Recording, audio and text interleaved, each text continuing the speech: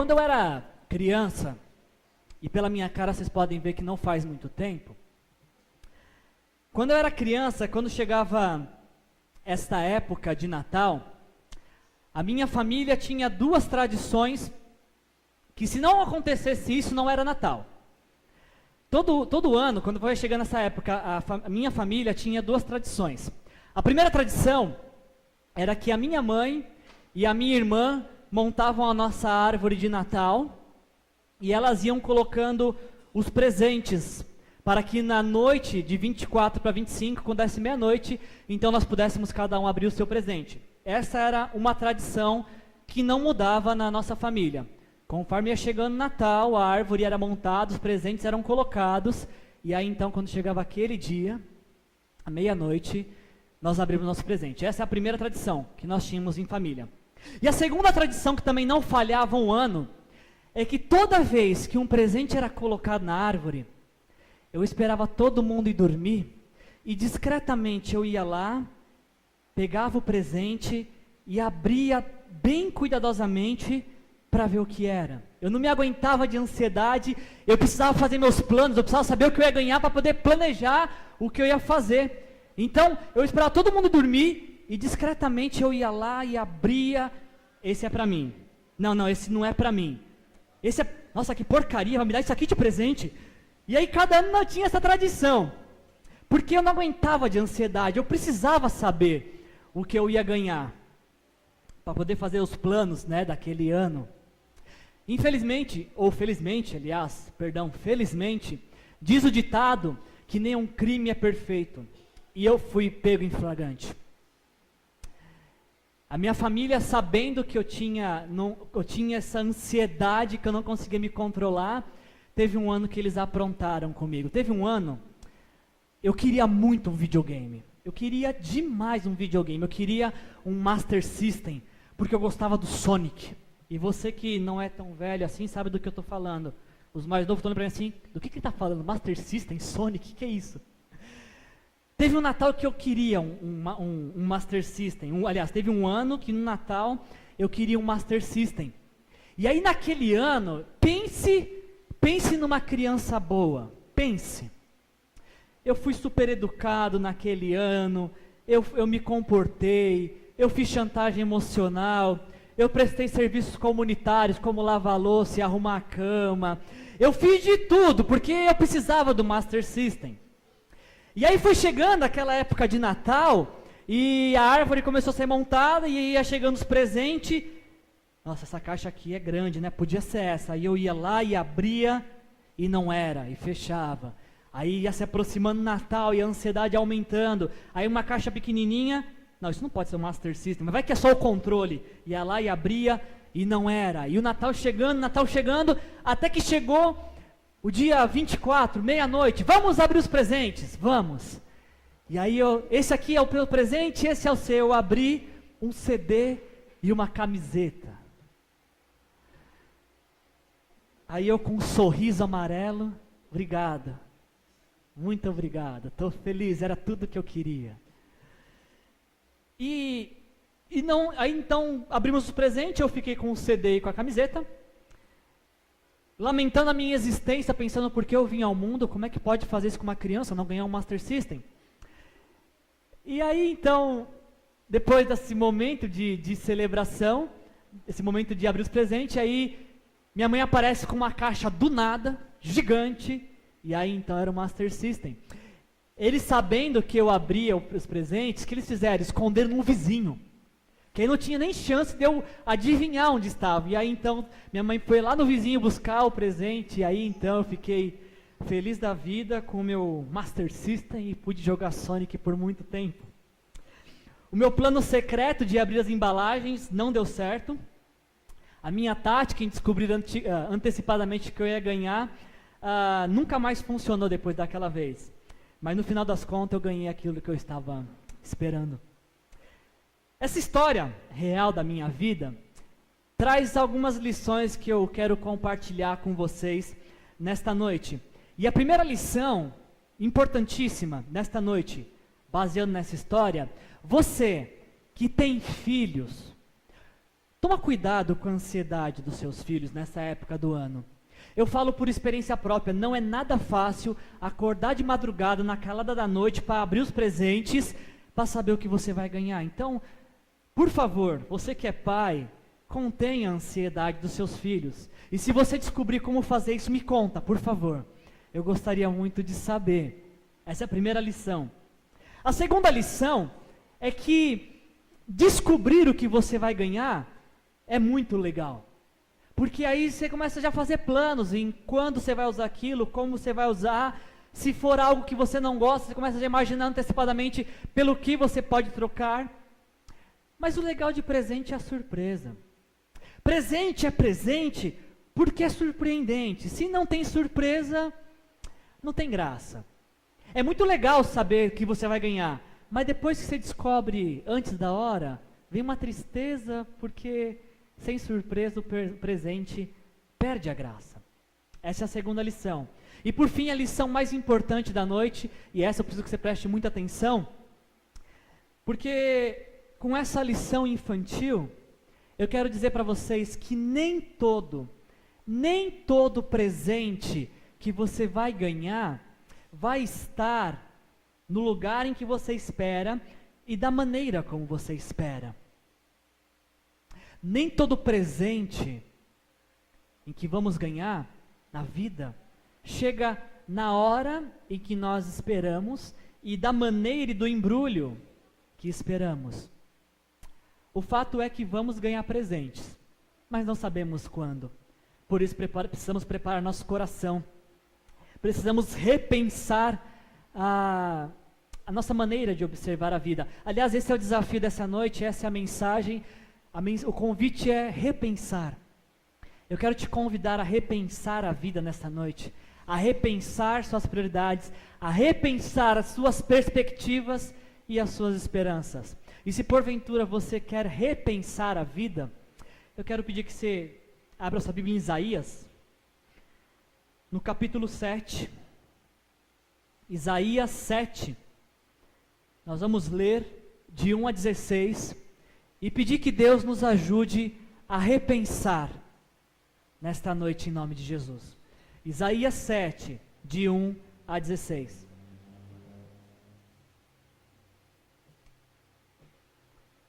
Isaías 7, de 1 a 16, diz assim: Quando Acás, filho de Jotão e neto de Uzias, era rei de Judá, o rei Rezim da Síria e Peca, filho de Remalias, rei de Israel, atacaram Jerusalém, mas não puderam vencê-la. Informaram ao rei: a Síria montou acampamento em Efraim. Com isso, o coração de Acás e do seu povo agitou-se, como as árvores da floresta agitam-se com o vento. Versículo 3: Então o Senhor disse a Isaías: saia e leve o seu filho Sear-Jazube. Vai encontrar-se com Acás no final do arqueduto do açude superior, na estrada que vai para o campo do lavandeiro. Diga a ele: tenha cuidado, acalme-se e não tenha medo, que o seu coração não desanime por causa do furor destes restos de lenhas fumegantes, Rezim, a Síria e o filho de Remalias. Repita comigo, por favor: tenha cuidado, acalme-se e não tenha medo, que o seu coração não desanime por causa do furor dos restos destas lenhas fumegantes.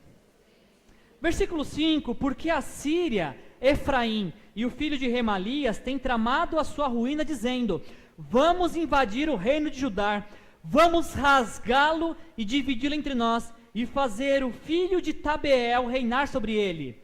Versículo 7: Assim diz o soberano, o Senhor: não será assim, isso não acontecerá. Repita comigo, por favor: não será assim. Isso não acontecerá. Versículo 8: Pois a cabeça da Síria é Damasco, e a cabeça de Damasco é Rezim. Em 65 anos, Efraim ficará muito arruinado, para ser um povo. A cabeça de Efraim é Samaria, e a cabeça de Samaria é o filho de Remalias. Se vocês não ficarem firmes na fé, com certeza não resistirão. Repita comigo, por favor. Se vocês não ficarem firmes na fé, com certeza não resistirão. Versículo 10. Disse ainda o Senhor a Acaz: peça ao Senhor, ao seu Deus, um sinal miraculoso, seja das maiores profundezas, seja das alturas mais elevadas. Mas Acaz disse: não pedirei, não porei o Senhor à prova. Disse então Isaías: ouçam agora, descendentes de Davi, não basta abusarem da paciência dos homens, também vão abusar da paciência do meu Deus?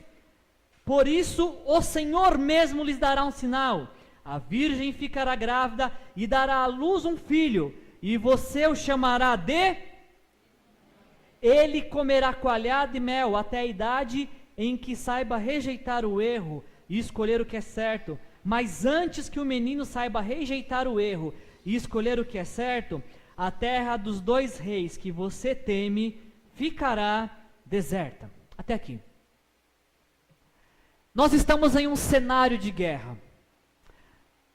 O reino de Judá, ou o reino do sul, que era reinado por Acaz, estava prestes a ser atacado por Israel, o reino do norte, que era reinado por Peca, e pela Síria, que era reinada por Rezim. Judá era menor do que Israel e menor do que a Síria. Agora, tendo Síria e Israel se juntado para atacar Judá, imagina o tamanho do problema que Judá não tinha. Imagina o tamanho do problema que Acaz e todo o povo de Judá não tinha. Para você poder se contextualizar deste problema, imaginem que você ouça o noticiário que a China e a Rússia se juntaram como único exército, estão acampados na Venezuela para atacar nosso Brasil.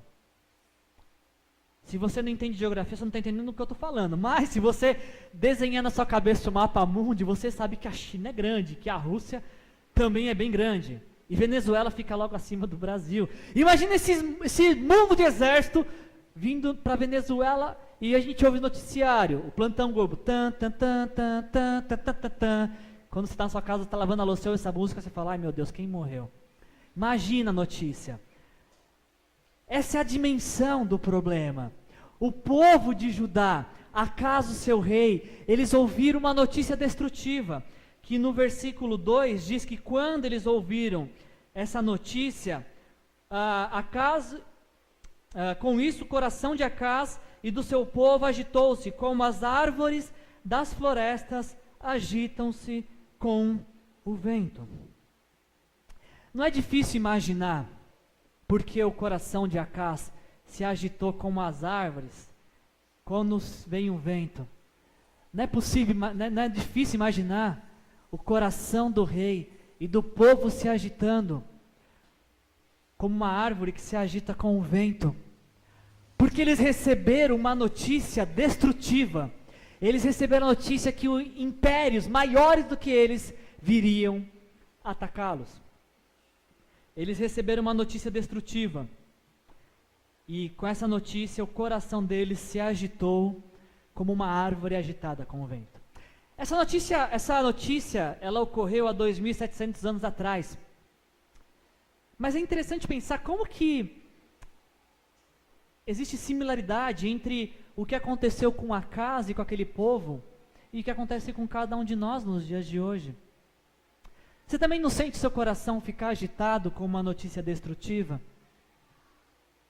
Eu acho interessante pensarmos que, da mesma forma que Acaz e o seu povo ficaram com o coração agitado diante de uma notícia destrutiva, eu fico pensando quantas vezes nós também não ficamos com o coração agitado diante de uma notícia destrutiva.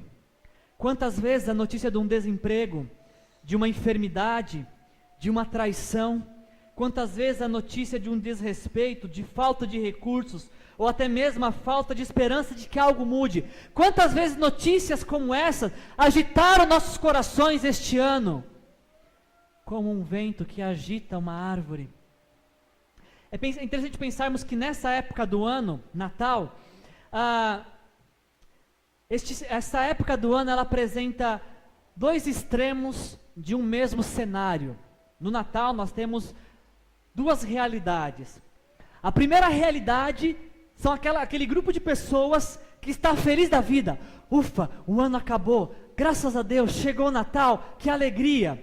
Tem um grupo que está cheio de esperança, como uma criança que olha para uma árvore e fala: o meu videogame está ali, eu sei que um desses embrulhos é o meu, e começa a ficar feliz imaginando o que vai ganhar.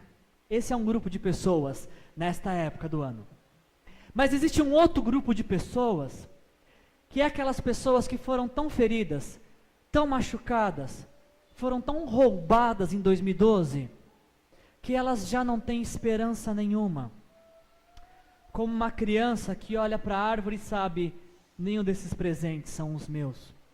O Natal apresenta essas duas realidades: pessoas muito felizes, animadas, esperançosas com aquilo que há de vir, mas pessoas também que estão já sem esperança nenhuma, sem perspectiva de que algo mude. O reino de Judá, o seu rei e o seu povo estavam vivendo dias de aflição, porque a notícia tinha chegado aos seus ouvidos de que um grande exército viria destruí-los, e o coração deles estava agitado como uma árvore que se agita pelo vento. E é justamente nesse momento que acontece algo que não estava previsto, não estava na agenda, mas já devia ser esperado. A hora que o povo recebe a notícia de destruição, a notícia destrutiva, a notícia que agita o coração, neste momento acontece algo não programado, mas que eles deveriam esperar. Versículo 4, versículo 3, então o Senhor disse a Isaías: saia e leve seu filho Sear-Jazube. Vocês estão procurando nome para filho? Sear-Jazube é uma opção.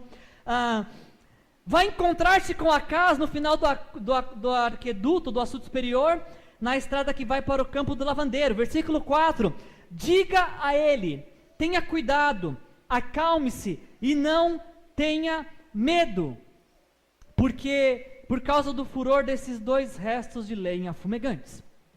Nesse cenário crítico de desespero, de uma notícia destrutiva, Deus levanta o profeta Isaías e fala assim: Isaías, vai até Acaz e fala para ele ter cuidado, acalmar-se e não ter medo, que o coração dele não desanime por causa do furor desses dois restos de lenha fumegante. Você saberia me dizer o que é uma lenha fumegante? Algumas versões trazem tições fumegantes. Eu não sou um bom churrasqueiro, não tenho o hábito de fazer churrasco, muito menos com lenha, mas acho que lenha fumegante é aquele pedaço de madeira que um dia fez muito fogo. Uma lenha fumegante é um pedaço de madeira que em algum momento da história serviu como grande fogo, mas que agora a única coisa que sabe fazer é fumaça.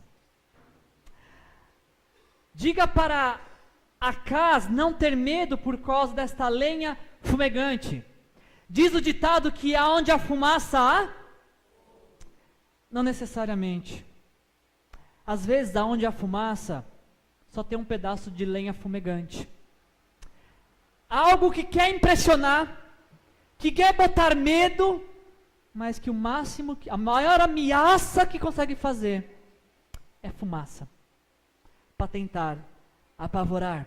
E é por esse motivo que Deus fala para Isaías falar para Acaz, tenha cuidado, acalme-se e não tenha medo, que o seu coração não desanime.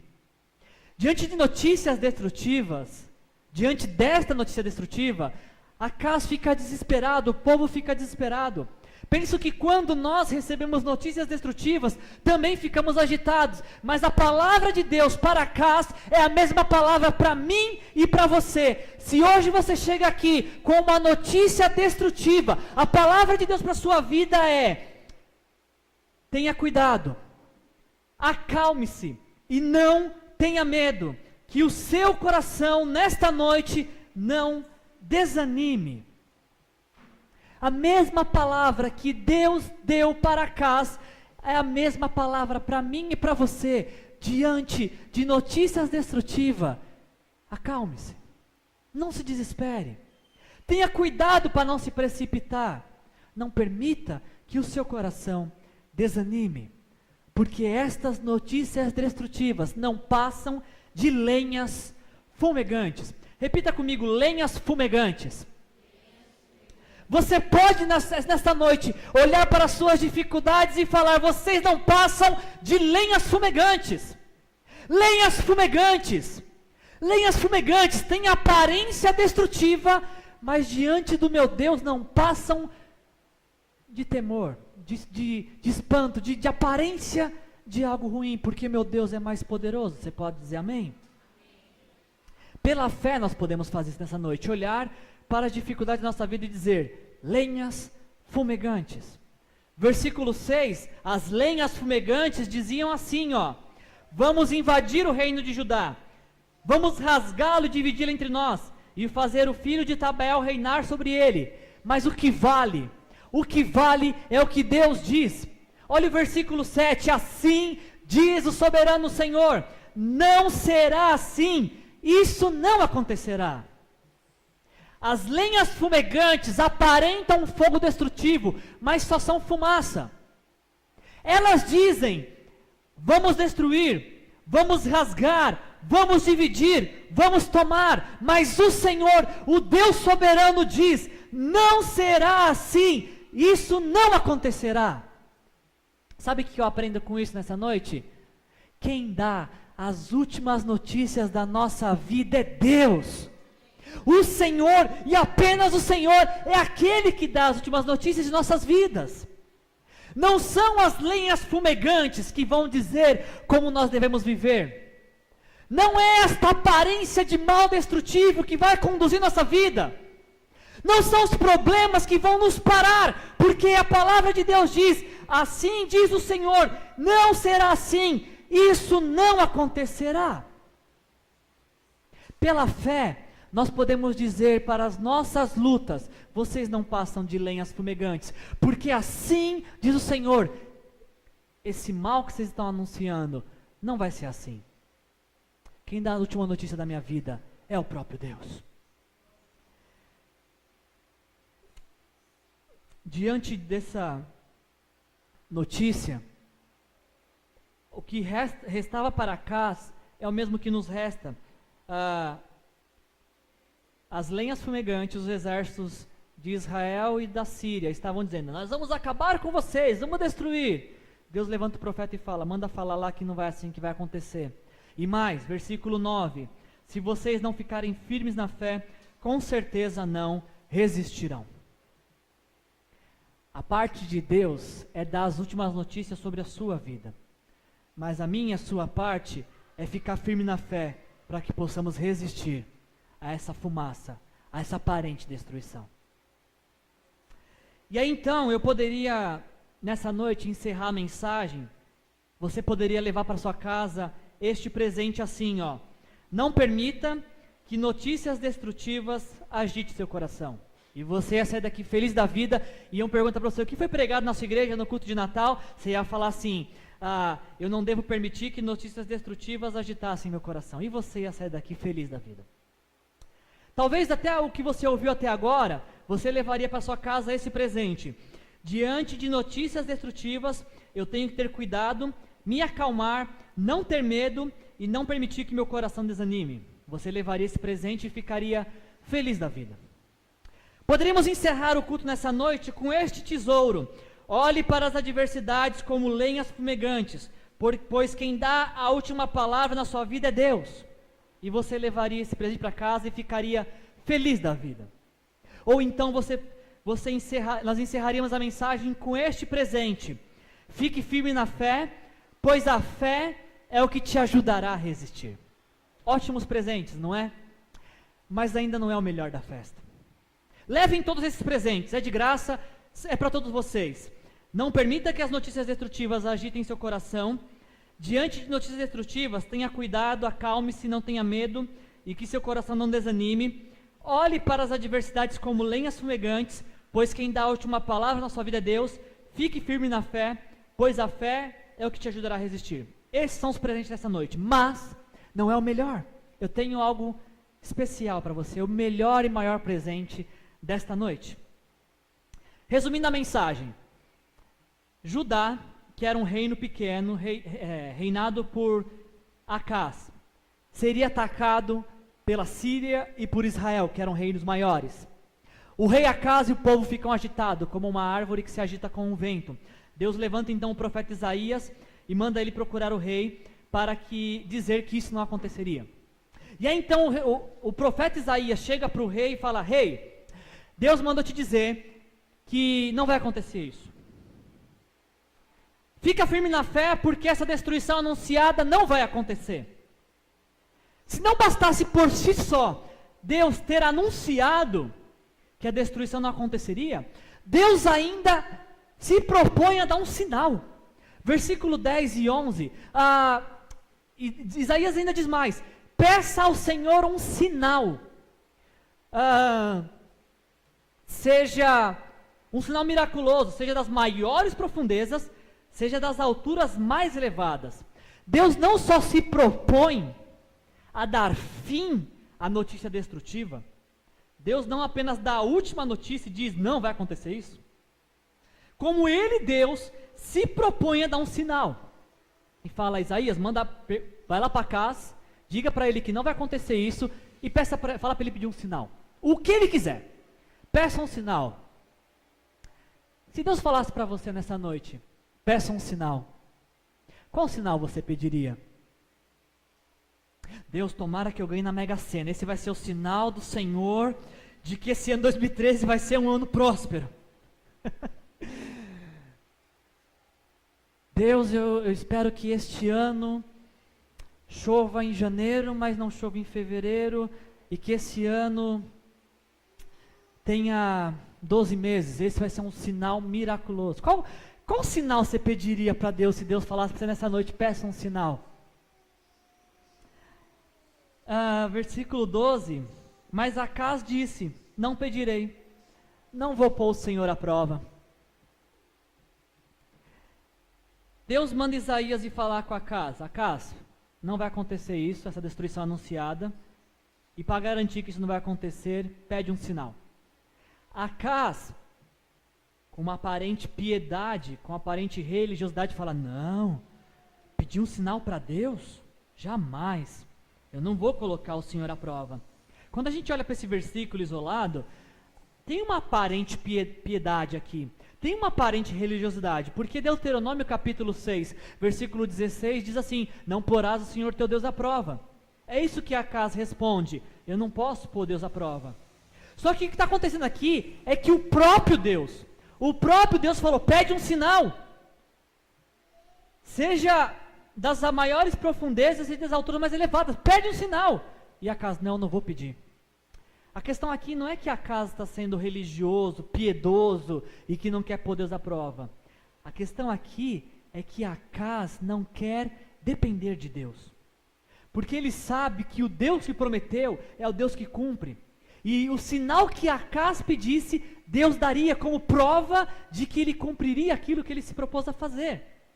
A grande verdade é que Acaz, ele não queria depender de Deus, ele queria depender de Tiglat-Pileser.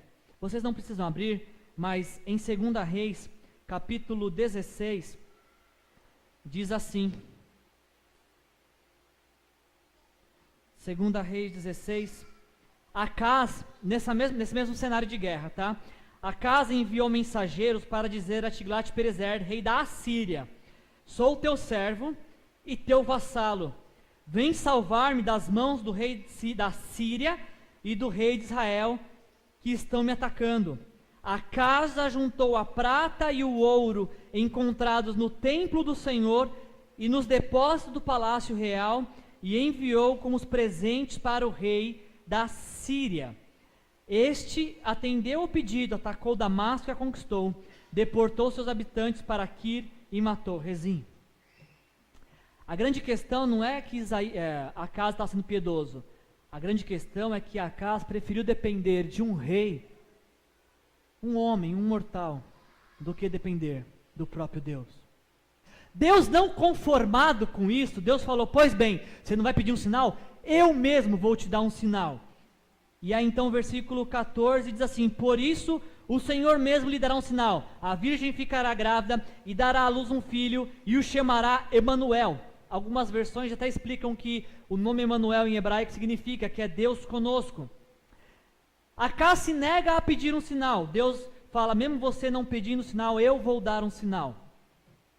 Deus aponta para uma virgem, que aparentemente era alguém que Acas conhecia, e falou para Acas: Acas, você não quer depender de mim, você não quer pedir um sinal para não poder depender de mim, mas mesmo assim eu mesmo vou te dar um sinal. Está vendo aquela virgem que você conhece? Pois bem, ela vai ficar grávida, ela vai se casar e depois de contrair núpcias, ela vai ficar grávida e ela vai ter um filho e você vai chamar esse filho de Emanuel. E toda vez que você olhar para essa criança, você vai saber que eu, Deus, não minto e que eu cumpro aquilo que eu me proponho a fazer. Toda vez que Acas olhava para aquela criança, ele se lembrava: Deus está conosco, Deus está conosco, Deus está conosco. E diz o texto que antes mesmo que essa criança que viria a nascer soubesse discernir entre bem e mal, o reino de Israel e o reino da Síria seriam destruídos. Eu não sei se você tem essa prática de fé. Estou concluindo a mensagem. Eu não sei se você tem essa prática de fé de pedir sinais para Deus. Deus, me dá um sinal. Eu devo comprar escova de dente azul ou vermelha? Deus, me dá um sinal. Eu devo andar primeiro com o pé direito ou andar primeiro com o pé esquerdo? Deus, me dá um sinal. Eu devo trazer um prato de doce ou salgado? Deus, me dá um sinal. Eu não sei se você tem essa prática de fé. Eu particularmente não tenho, mas não acho errado quem tem. Mas eu não tenho essa prática de fé, de pedir sinais para Deus.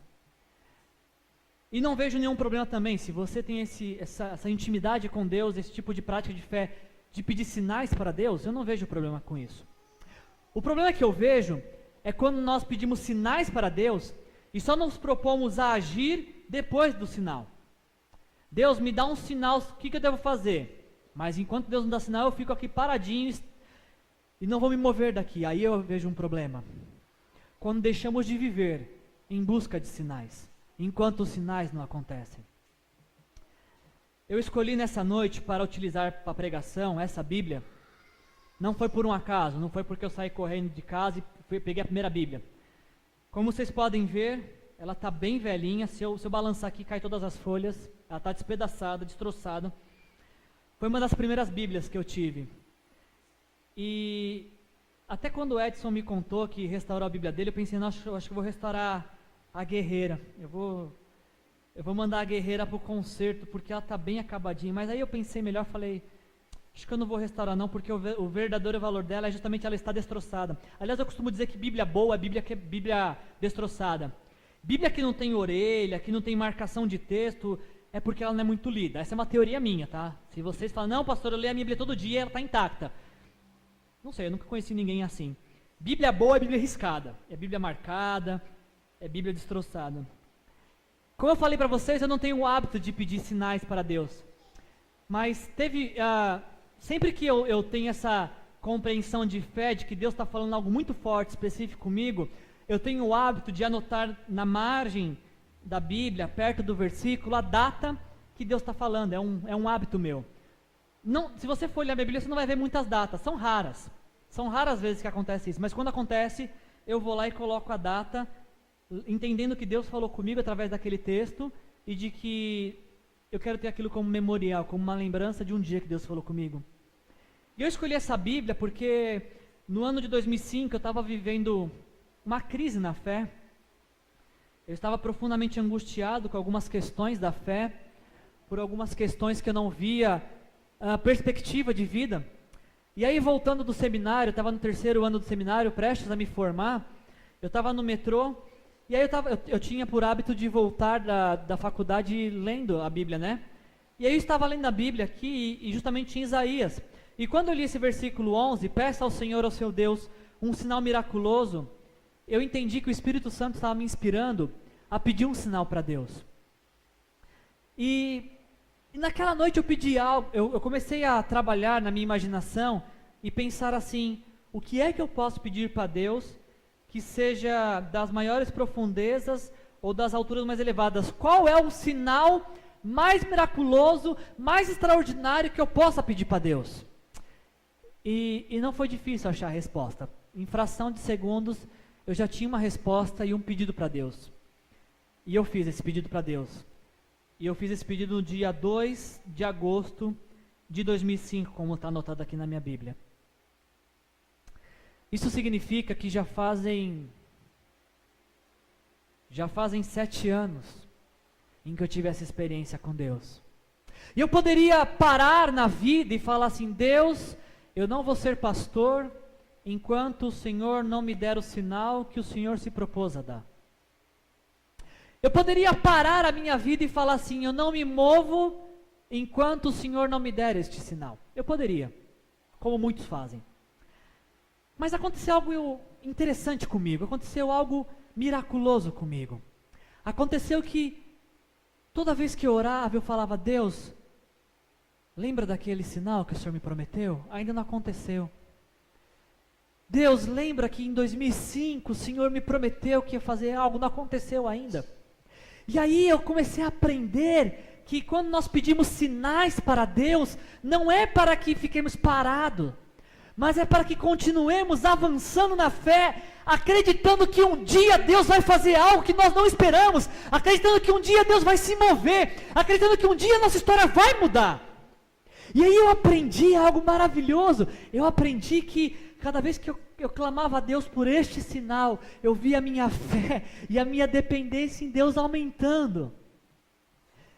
Esse sinal não aconteceu ainda, mas eu senti minha fé aumentar, a minha dependência em Deus aumentar, eu senti a minha intimidade com Deus aumentar. E aí então eu acho que depois dessa experiência, eu pude entender o que o salmista diz no Salmo 34:8. Abra sua Bíblia em Salmo 34:8, e com esse texto nós encerramos a mensagem desta noite.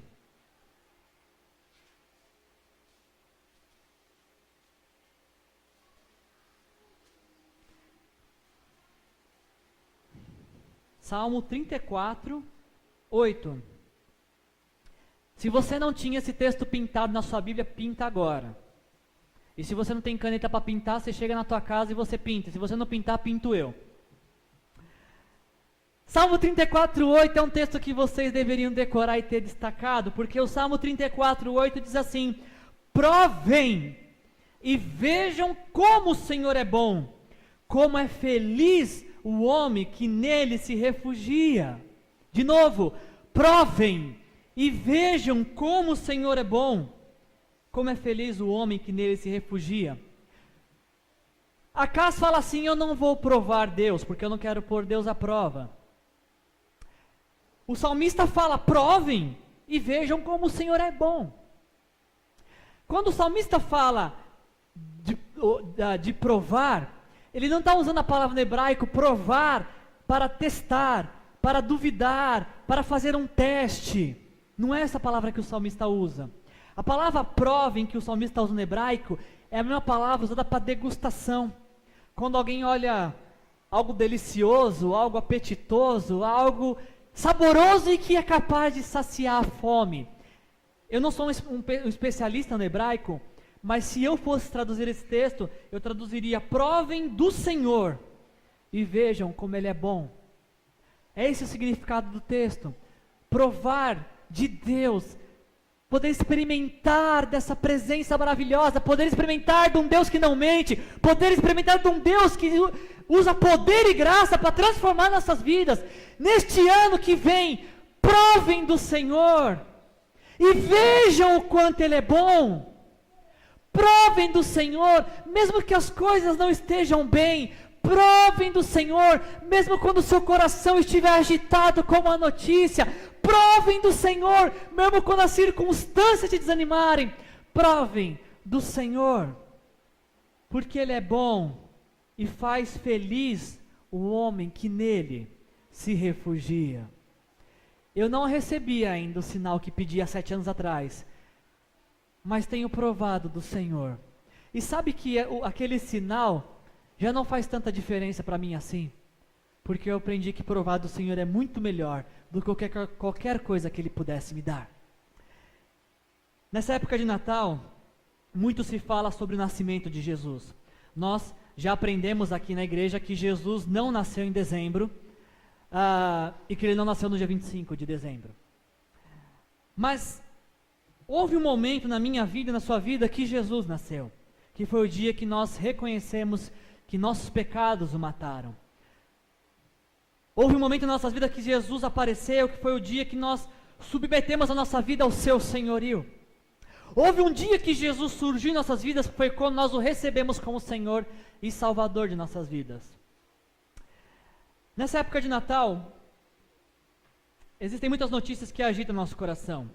Existem momentos em nossas vidas que nós achamos que não vai ser possível vencer os grandes exércitos que estão diante de nós. Existem situações que parecem não ter solução. Diante dessas realidades, existe um sinal de Deus.